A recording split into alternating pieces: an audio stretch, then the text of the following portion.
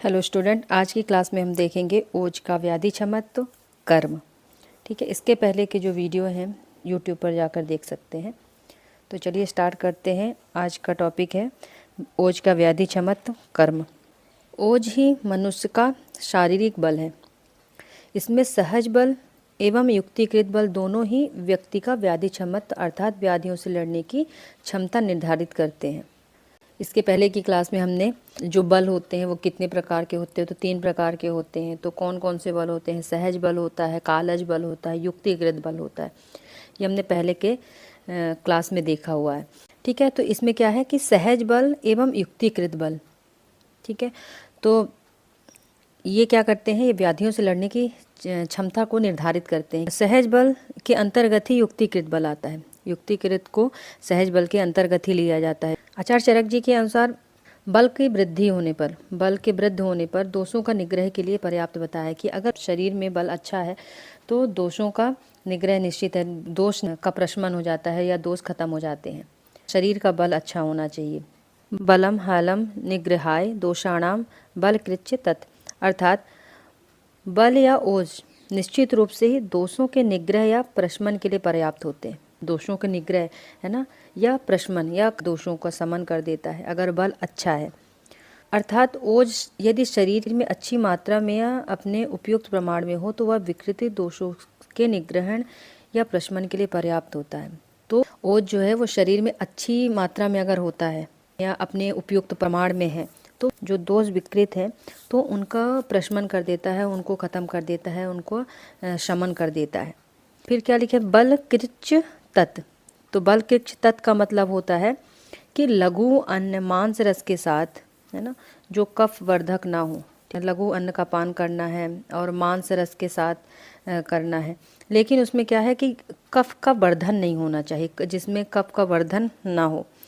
अन्न बलकृत या बल वर्धक एवं ओजोवर्धक होता है। तो अन्न क्या करता है? बल को बढ़ाता है। अच्छा भोजन, हमने स्टार्टिंग में पढ़ा कि उत्तम आहार, है ना, उत्तम आहार लेने से क्या है? बल बढ़ता है।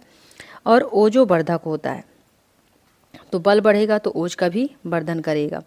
आचार्य चक्रपाणि के अनुसार मांस रस के साथ लघु अन्न का प्रयोग करने से आतुर के बल की वृद्धि होती है। तो अगर मांस रस है और उसके साथ लघु अन्न का पान करना चाहिए तो आतुर या रोगी उसके बल की वृद्धि होती है। जैसे कोई रोगी है तो उसको मांस रस के साथ लघु आहार या अन्न देना है, जिससे उसकी बल की वृद्धि हो जाएगी। बल बढ़ने पर दोषों का शमन होता है। बल की वृद्धि से व्याधि क्षमत्व की वृद्धि होती है। अगर बल अच्छा है तो व्याधि क्षमत्व भी उसका अच्छा होगा, और जब व्याधि क्षमत्व अच्छा हो जाएगा तो उसके जो दोष होंगे या व्याधियाँ होंगी वो स्वतः ही अपने से ही ठीक हो जाएंगी, जैसे ज्वर आदि। इस प्रकार ओज शरीर के विकारों को रोकने तथा नष्ट करने में समर्थ होता है। तो ओज क्या है? ओज शरीर के विकारों को रोकता है। ठीक है, व्याधियों को होने से रोकेगा और जो रोग हैं उनको नष्ट करने में समर्थ होता है। यही ओज का प्रधान कार्य है कि अगर ओज अच्छा है शरीर में तो वो व्याधियों को होने से रोक देगा, और व्याधियाँ हो गई हैं तो उनको भी नष्ट कर देगा। ओज को रजनीचर अर्थात जीवाणुओं का आहार कहा गया है। तो आचार्य चरक शारीर स्थान में ओज जो होता है वो जीवाणुओं का आहार होता है। जो रजनीचर होते हैं वो गर्भ का नाश नहीं कर सकते हैं, क्योंकि रजनीचरों का आहार ओज है, ना कि गर्भ है अथवा मात्र शरीर। ओजोष्णा नाम रजनीचराणाम आहार हेतोर्न शरीरम इष्टम, अर्थात ओज का भक्षण करने वाले रजनीचरों के आहार के लिए शरीर कभी इष्ट नहीं होता। तो ओज का भक्षण करने वाले जो जीवाणु होते हैं वो ओज का ही बस भक्षण करते हैं, शरीर का भक्षण नहीं करते हैं। ठीक है, यदि रजनीचर गर्भ का नाश करने में सक्षम होते तो वे माता का शरीर भी नष्ट कर देते। प्रैक्टिकली ऐसा नहीं होता है, रजनीचर गर्भ का नाश नहीं करते हैं। ओज और जीवाणु में जब संघर्ष होता है तो यदि जीवाणु प्रबल होते हैं तो वे ओज को नष्ट कर देते हैं, और जिससे शरीर की व्याधि क्षमत्व शक्ति नष्ट हो जाती है और शरीर में व्याधि प्रबल हो जाती है। ठीक है, according to modern science also explain it an antigen antibodies reaction in the body. Antigen रजनीचर जीवाणु microorganism when enter into the body interact with antibodies. अगर ओज प्रबल है तो वो आने वाले जो जीवाणु हैं उनको नष्ट कर देती है, लेकिन अगर जीवाणु प्रबल है तो वो ओज को नष्ट कर देती है। तो जब ओज नष्ट होने लगता है तो शरीर की जो व्याधि क्षमता शक्ति है वो भी नष्ट होने लगती है और शरीर में व्याधियाँ प्रबल हो जाती हैं और शरीर में व्याधियाँ होने लगती हैं। तो हम देखेंगे बल का अनुमान एवं बल वृद्धि कर भाव।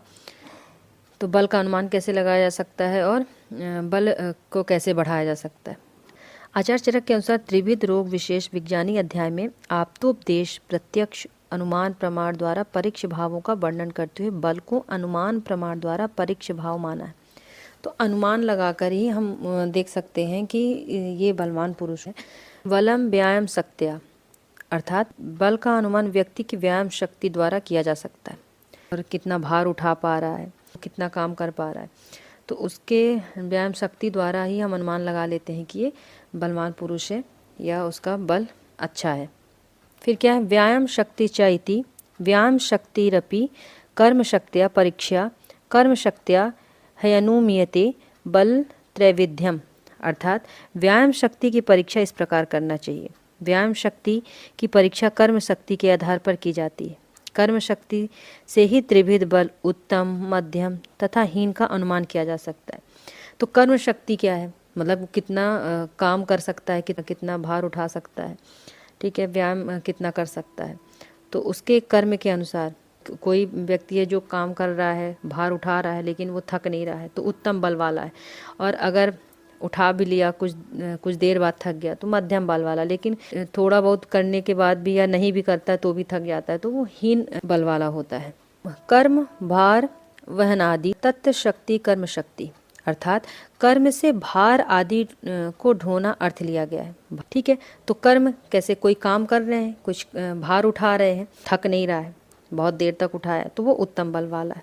लेकिन उठाया है, कुछ देर बाद थक गया, तो मध्यम है। लेकिन वो उठा भी नहीं पा रहा है, पहले से ही थक गया, तो वो हीन बल वाला होता है। ठीक है, तो यहाँ पे कर्म से भार आदि को ढोना अर्थ लिया गया है। भार आदि वहन करने की क्षमता कर्म शक्ति कही जाती है। यथा कोई पुरुष कितना भार ढो लेता है उतनी उसकी कर्म शक्ति होती है, वही उसकी व्यायाम शक्ति कहलाती है। तो कोई व्यक्ति कितना कर्म कर रहा है, वो थक नहीं रहा है, ये उत्तम बल है और ये इसकी व्यायाम शक्ति अच्छी है। ठीक है, और उसी से उसके त्रिविध बल का अनुमान लगाया जा सकता है कि उसमें उत्तम बल या मध्यम या अथवा हीन बल है। तो उसके द्वारा हम पता लगा लेते हैं, अगर वो काम अच्छे से किया जा रहा है, वो भार ढो रहा है, थक नहीं रहा है, तो वो उत्तम बल वाला हो गया। लेकिन अगर बिना किए ही थक गया तो वो हीन बल वाला है। आगे देख लेते हैं और क्लियर हो जाएगा। उत्तम बल वाले व्यक्ति के लिए रोगों से लड़ने की क्षमता भी अच्छी होती है। तो उसका बल अच्छा है, अगर बल अच्छा है तो व्याधि क्षमता शक्ति भी अच्छी होगी, उसकी रोगों से लड़ने की क्षमता उसके पास ज़्यादा होगी। हीन बल वाला व्यक्ति जो है व्याधि क्षमता शक्ति कम होती है तथा शीघ्र ही रोगी हो जाता है। तो हीन बल वाला व्यक्ति उसके पास बल नहीं है, व्याधि क्षमता शक्ति भी उसकी कम है और उसको रोग जल्दी हो जाते हैं। इस बल को बढ़ाने के लिए महर्षि चरक ने बल वृद्धिकर भावों का वर्णन किया है। बल वृद्धिकरस्तु में भावा भवन्ति तद्यथा बलवत् पुरुषे देशे जन्म बलवत् पुरुषे काले च सुखश्च कालयोगः बीज क्षेत्र गुण संपच्च आहार संपच्च शरीर संपच्च सात्म संपच्च सत्व संपच्च स्वभाव संसिद्धश्च यौवनम च कर्म च सहर्ष च इति, अर्थात यह भाव बल को बढ़ाने वाले होते हैं। बलवत् पुरुषे देशे जन्म, मतलब बलवान पुरुषों के देश में जन्म लेना। तो बलवान पुरुष के देश कौन से हो सकते हैं, जहाँ बलवान लोग रहते हैं? तो पंजाब, सिंधु और हिमालय, ये ऐसे देश हैं जहाँ जन्म लेने वाला पुरुष भी बलवान होता है। बलवत् पुरुषे काले च, अर्थात बलवान काल में जन्म लेना। तो बलवान काल कौन से होते हैं? जिसमें शरीर की जो शक्ति होती है वो बलवान होती है। सो शरीर शक्ति बलवान कब होती है? तो हेमंत और शिशिर ऋतु में। तो आदान काल और विसर्ग काल देखा तो आदान काल की जो शुरू की ऋतु, सबसे स्टार्टिंग की जो ऋतु होती है तो शिशिर होती है, और विसर्ग काल की जो ऋतु होती है हेमंत, है ना, अंतिम ऋतु। हेमंत और शिशिर ऋतु जो होती है वो बलवान होती है। जो द्रव्य हेमंत व शिशिर ऋतु में उत्पन्न होता है वह काल के प्रभाव से बलवान होता है। तो जो द्रव्य होता है वो अगर हेमंत और शिशिर ऋतु में उत्पन्न होता है वह काल के प्रभाव से, काल की वजह से ही वो बलवान होता है, क्योंकि इस ऋतु में बल स्वतः ही वृद्ध होता है। आदान और विसर्ग जब हम देखते हैं तो आदान काल की पहली ऋतु होती है शिशिर, और विसर्ग काल की अंतिम ऋतु हेमंत। इस काल में बल जो होता है वो स्वतः ही वृद्ध होता है। सुखस्य काल योगः, सुख कारक काल। तो सुख कारक काल कौन से होते हैं? साधारण काल, है ना। सुख कारक काल कौन से हो गए? साधारण काल, जिसमें ना ज़्यादा शीत होता है, ना ज़्यादा गर्मी होती है, ना ज़्यादा वर्षा होती है। जैसे प्राविट, शरद, बसंत, इन्हें साधारण काल कहा गया है। अभी जो ऋतु चल रही है वो साधारण काल के अंदर ही आती है। जैसे बसंत ऋतु चल रही है अभी, और जो शरद ऋतु आएगी वो भी साधारण काल में ही है। प्राविट, शरद और बसंत ऋतु, इन्हें साधारण काल कहा गया है। इस ऋतु में न ज़्यादा अधिक गर्मी होती है, न ज़्यादा अधिक ठंडी होती है, न इसमें वर्षा होती है, तो इसलिए इसको साधारण काल कहा गया है। इसीलिए ये सुख कारक काल कहा गया है। बीज क्षेत्र गुण संपच्च, अर्थात बीज क्षेत्र का गुण संपन्न होना। तो बीज क्या है? बीज शुक्र और आर्तव से लिया गया है बीज को, और क्षेत्र गर्भाशय का उत्तम गुणों से युक्त होना। तो बीज और क्षेत्र का गुणों से युक्त होना, मतलब शुक्र, आर्तव और गर्भाशय का उत्तम गुणों से युक्त होना। फिर आहार संपच्च, उत्तम आहार का सेवन करना, अर्थात बल्य द्रव्यों का उपयोग करना। तो उत्तम आहार का सेवन करना, उत्तम आहार का सेवन करने से बल की वृद्धि होती है, अर्थात ऐसे द्रव्यों का उपयोग करना जो बल को बढ़ाए। फिर शरीर संपच्च, शरीर संगठन का संपन्न होना, अर्थात अंग प्रत्यंग का अपने उत्तम गुणों से युक्त होना। जो शरीर होता है उसका संगठित होना, शरीर के अंग प्रत्यंग सभी अच्छे गुणों से युक्त होने चाहिए, उत्तम गुणों से युक्त होना चाहिए।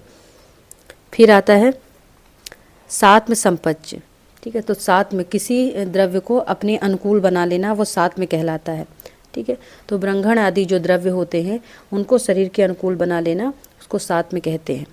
साथ में संपच्च होना, साथ में संपन्न होना कहते हैं। सत्व संपच्च, सत्व संपच्च का मतलब होता है कि मन का उत्तम गुणों से युक्त होना, अभिरुत्व आदि मानसिक गुणों से युक्त होना, मन का सात्विक होना। मन सत्व गुण है, सत्व गुण से संपन्न होना, मन का उत्तम गुणों से युक्त होना और मन का सात्विक गुणों से युक्त होना। स्वभाव संसिद्धिश्च, अर्थात स्वभाव सिद्धि। स्वभाव से ही कुछ लोग दुर्बल और कुछ लोग सबल होते हैं, यह अविचरणीय है तथा अदृश्य कारणों से होता है। स्वभाव से ही कुछ लोग देखने में ही दुर्बल दिखते हैं और कुछ लोग देखने में सबल दिखते हैं। तो ये अदृश्य कारण होते हैं जिनकी वजह से शरीर का अपना एक स्वभाव होता है, जिसकी वजह से स्वभाव सिद्धि होता है। यौवनम, अर्थात युवावस्था। यौवनावस्था में बाल्यावस्था एवं वृद्धावस्था की अपेक्षा उत्तम बल होता है।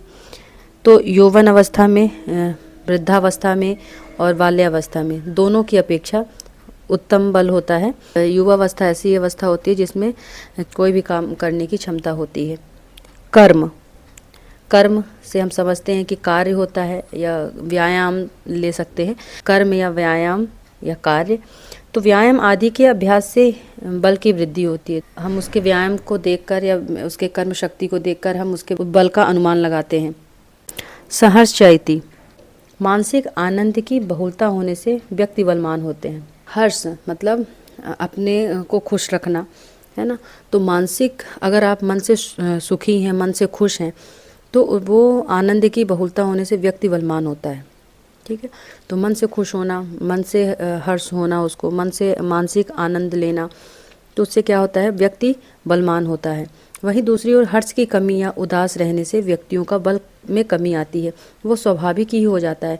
क्योंकि अगर कोई व्यक्ति दुखी है और चिंता में रहता है तो उसके बल का क्षीण होता जाता है, उसकी बल की कमी आती जाती है, तो ये स्वाभाविक होता है। इसलिए मानसिक सुख जो होता है या मानसिक आनंद की जो बहुलता होती है वो व्यक्ति को बलवान बनाती है। इसलिए जो शारीरिक भाव तो होते ही हैं जो शरीर को बल प्रदान करते हैं, जो मानसिक भाव होते हैं उनका भी एक अपना महत्व होता है। तो शारीरिक और मानसिक भाव दोनों ही जो होते हैं वो बल को बढ़ाने वाले होते हैं। तो शारीरिक और मानसिक भाव जो होते हैं वो दोनों ही अपने अपने जगह पे बल को बढ़ाने वाले होते हैं।